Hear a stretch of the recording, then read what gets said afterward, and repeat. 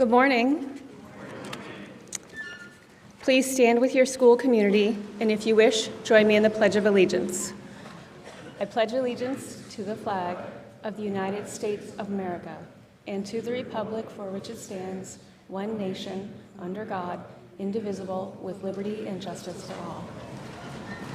And now join me in welcoming Sophia with today's announcements. Hello everyone, today is Tuesday, May 5th, and it's a white day. Seniors, a reminder that if you are interested in speaking at graduation as the invocation or benediction speaker, the draft of your speech is due to the headmaster's office by this Thursday. Gallery night, gallery night, gallery night. Yes, tonight from 6 to 7 p.m. in Morse. Join us to celebrate the incredible artwork created by your peers, and don't forget to grab some popcorn while watching captivating student films. It's an event you won't want to miss. Attention members of the class of 2027, 2028, and 2029. Student government elections will take place next Friday on Spring Day. If you have been a leader in your class and want to expand your role in shaping the school, please consider picking up a petition to get on the ballot for Student Gov representative positions.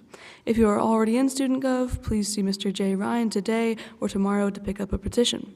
If not currently a rep, please pick up a petition from your class dean after school today or any time this week. Scholars Bowl meets again today at 3:15 in Newell Hall 11. A reminder that if you'd like to show off your musical skills this spring day, Cooper Cusson is holding a spring day concert on Mayo Lawn and is looking for student performers or bands willing to showcase their talents. It will be from 12 to 2 p.m. on May 15th. If interested, please email Cooper. Are you interested in the punk style or music? If so, there is a punk craft event in the Morse 201 Fashion Studio Wednesday, May 6th at 3 o'clock to 4 o'clock p.m. after school. There will be patch making, bracelet making, music, and more. Bring anything that you want to put patches on. May is National Pet Month, which promotes the mutually beneficial relationship between people and their pets. This month, the library features an interactive display with books about domestic animals and the benefits of animal companionship. To celebrate our Academy community pets, please bring in copies or email pictures of your furry friends to sjalibrary@stjacademy.org to display on the photo mural in the library. In honor of A/B Testing Week, bees dance to tell each other where the flowers are. The NHS Mental Health Committee hopes someone points you toward the right answer, or at least the right testing room. Happy birthday today to Vivian Jutner and Noel Washington. Happy birthday.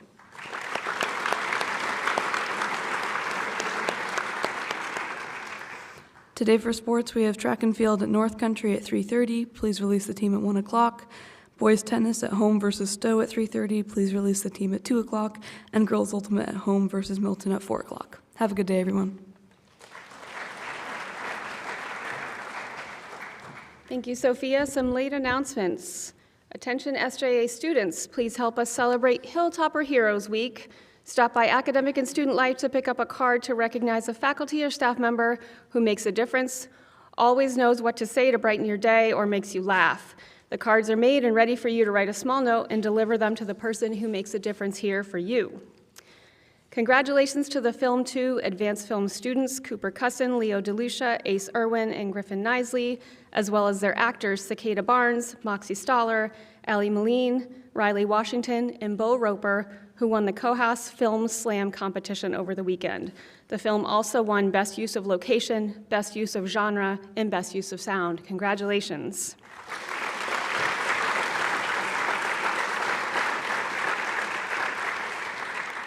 Not only is Marcus Burns our Vermont Youth Poet Laureate, he's also the beatboxer in the All-State A Cappella Ensemble.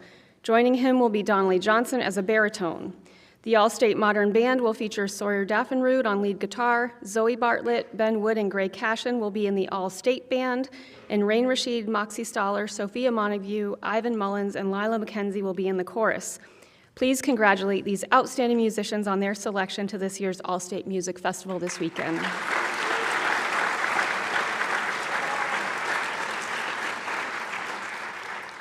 Varsity girls lacrosse beat Spalding 14-5. Devlin Murphy tallied 4 goals. Olive Anello added 3. Brooklyn Hibschman and Brooklyn Zhang both added 2 goals. And Bella Anello, Callie Augsburger Scala, and Sawyer Willard each added 1 apiece. Riley Johnson was a strong in goal, adding to the team win. Way to go, girls lacrosse. And on Monday, girls tennis beat U32 with a score of 5-2. Paula Ruenes overcame a deficit in the first set, winning both the set breaker and match breaker for the number 2 position. In the doubles, Paula Gutierrez and Ellie won despite it being Ellie's first tennis competition ever. Mariah and Catherine also won their doubles match. Congratulations to girls tennis.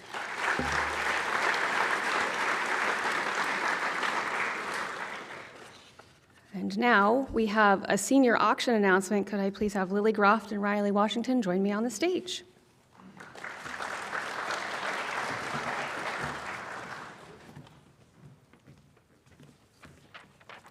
Hello, everyone. My name is Lily Groft, And I'm Riley Washington. and we are here today to announce the launch of the much-anticipated 2026 Senior Auction. The Senior Auction is the best fundraiser of the entire school year. It's better than wreaths. It's better than raffle tickets, and it's even better than cookies. The Senior Auction starts on Monday, May 11th, and ends the following Monday, May 18th. There are all kinds of great items being auctioned. Dr. Howell and Mr. Lenzini's parking spots behind Colby. 5 pounds of homemade fudge from Mrs. Priest, You can learn how to make spanakopita with Miss Foe. and 4 dozen of Chef B's last ever maple glazed donuts. And there are gift baskets and gift cards. Lots of gift baskets and gift cards. You can bid on these items and many others in the dining hall. You will see bulletin boards with all the listed items and bidding sheets. If you bid on an item, please be sure to write your first and last name legibly. And while it might seem like fun to write your friend's name as a bidder, please don't.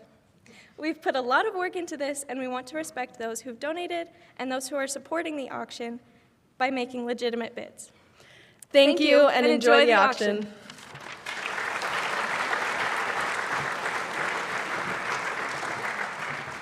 Thank you, Riley and Lily.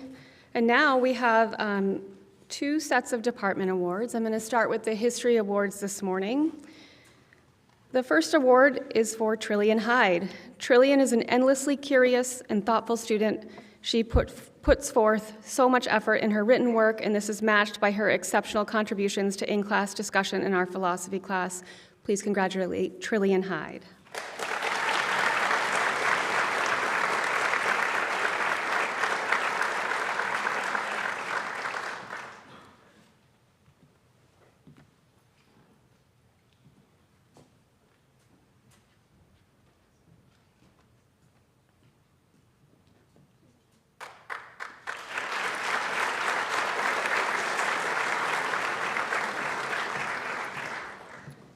Our next award is presented to Lily Call.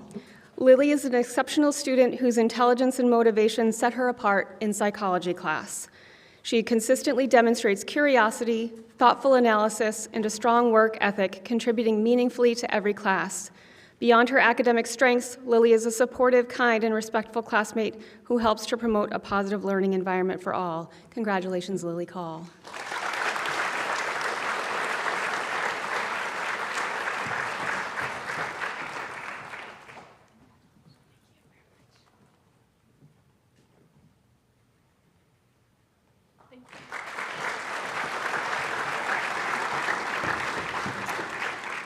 And now our health awards.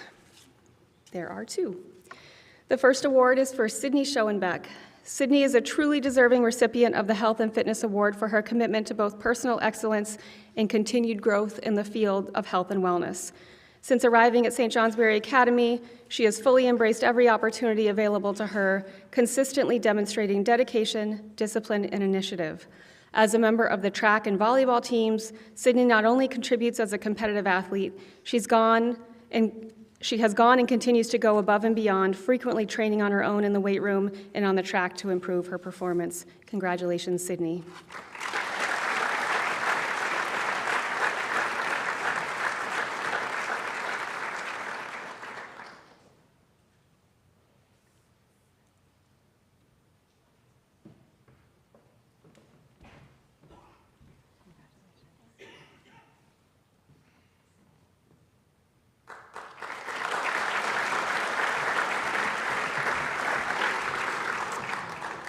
And the last award this morning is for Davis Palmieri. Davis is an incredibly deserving recipient of the Health and Fitness Award, having demonstrated a unique level of energy, curiosity, and drive since his freshman year. From the very beginning, he stood out for his commitment to improving both his personal fitness and his performance on the football field, consistently pushing himself to be better each day. What truly separates Davis is his genuine curiosity and eagerness to learn.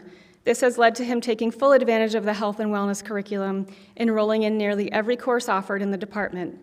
His willingness to learn, combined with his work ethic and passion for growth, reflects a maturity and dedication that's rare. Congratulations, Davis.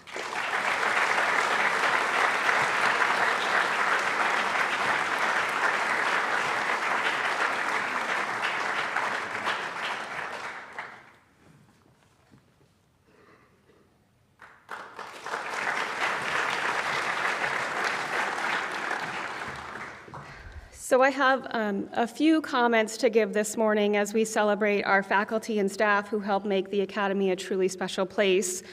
I too want to spend a few minutes offering my gratitude for our teachers, especially this year, when I've taken the opportunity to become a student again.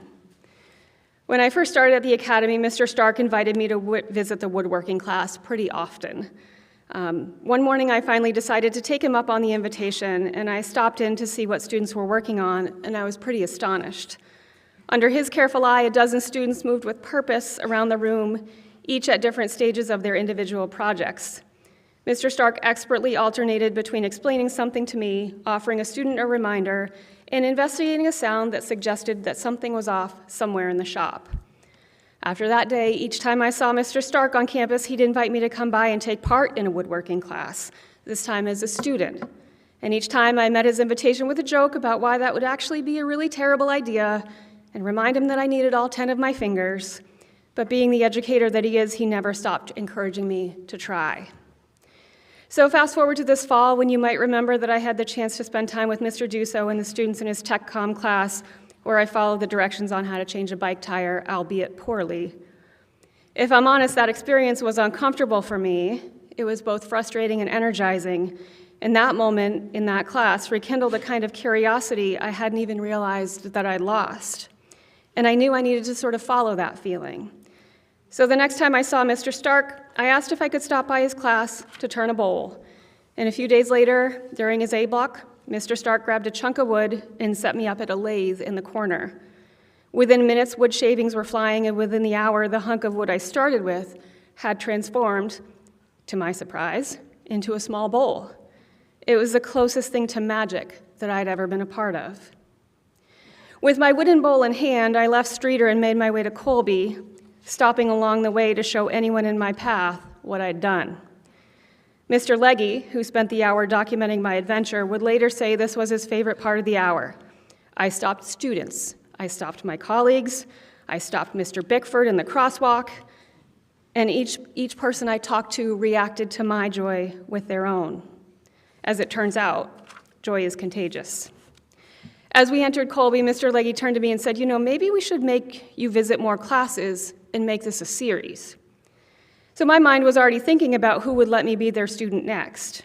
Back in my office, I grabbed a scrap of paper and wrote a list: electrical, baking, printmaking, welding. So then, a month later, in Intro to Electricity, Mr. Roberts turned my learning over to 2 students. Isaac and Josie, among the most patient teachers I've ever met, showed me how to wire from a box to an outlet to a switch to a light. I stripped wires. I used a drill for, I think, the first time in my life. And I began to understand everything that happens each time I flip a switch to turn on a light at my house. Again, magic. Isaac and Josie would often pause to reassure me that I wouldn't get shocked, because I needed that pause. That reassurance, Mr. Roberts promised me that it wouldn't happen, but I still needed the reassurance every time I connected something. At the end of the second day, Tilly, an advanced electrical student, inspected my work and reported back to Roberts, as Tilly called him. I was given the green light to flip the switch and check my work, and I don't think I've ever seen a light bulb glow so bright. With 2 wonderful, albeit different experiences to draw from, I was eager to put on an apron and share a kitchen with Chef B. Always thoughtful, she baked a gluten-free cake ahead of time so I could learn to frost it and decorate it and then actually be able to eat it. When Chef B watched me pick up the offset spatula with my left hand, she did pause and quickly shifted to a left-hand demonstration instead of a right. If writing left-handed is a challenge, frosting and decorating a cake left-handed is a multiplier of epic proportions, and Chef B did so seamlessly. Over the course of 90 minutes, I managed to create a smooth, mostly crumb-free base layer of frosting and pipe a shell border around the base and top of the cake. I attempted frosting roses and ended up with what could better be described as frosting peonies in full bloom. That sounds much nicer than saying that they were sloppy roses. As I had with my wooden bowl, I proudly showed my cake to students and faculty and Miss McCarty in the crosswalk as I crossed campus. In early February, I walked around the printmaking studio listening to Miss Darling give a few introductory instructions and marveling at what students had carved into their blocks. Throughout the class, as I considered what I might attempt to carve, I listened as Miss Darling asked each artist thought-provoking questions about their choices and helped push their thinking about what was possible for their piece.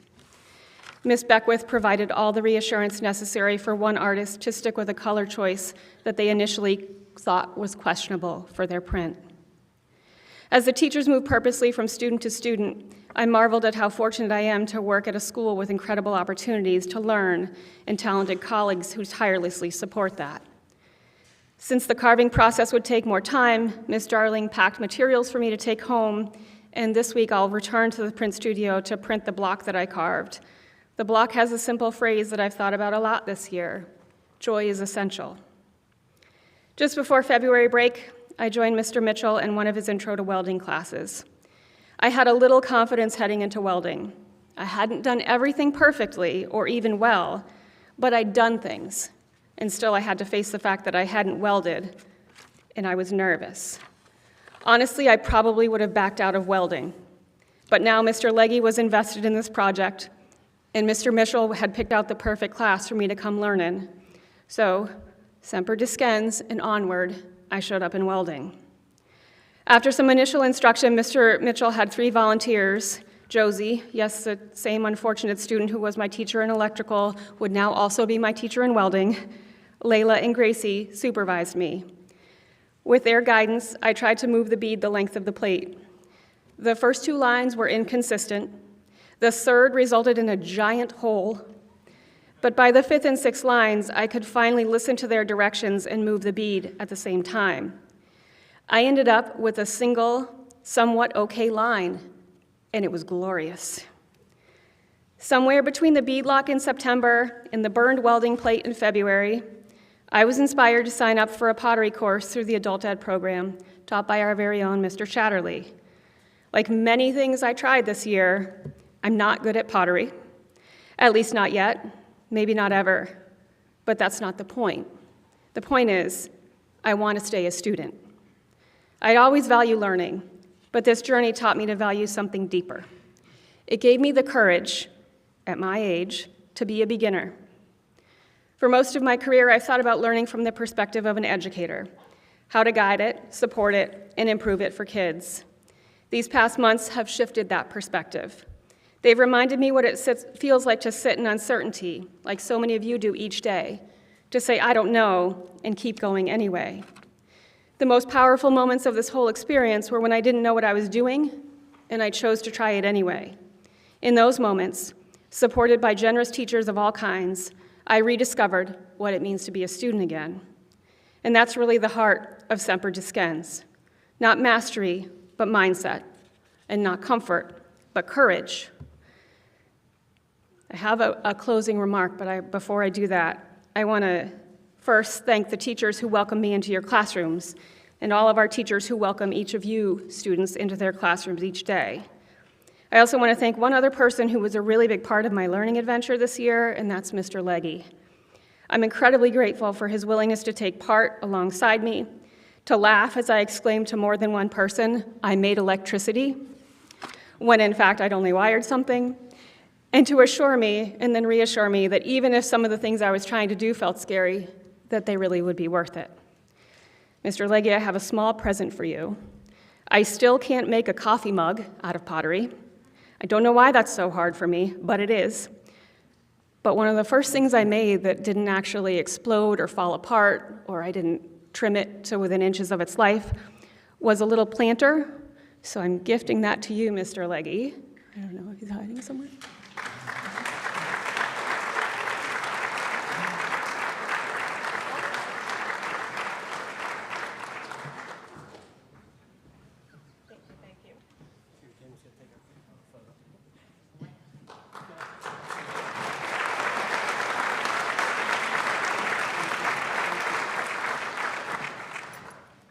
Someday I'll be able to make a mug, just not quite yet. Students, you're incredibly fortunate to have the depth and breadth of opportunity that you do here at the Academy. And that wouldn't be possible without educators like we have here. To our faculty and staff who teach you and me so very much, we thank you. Have a great day, faculty.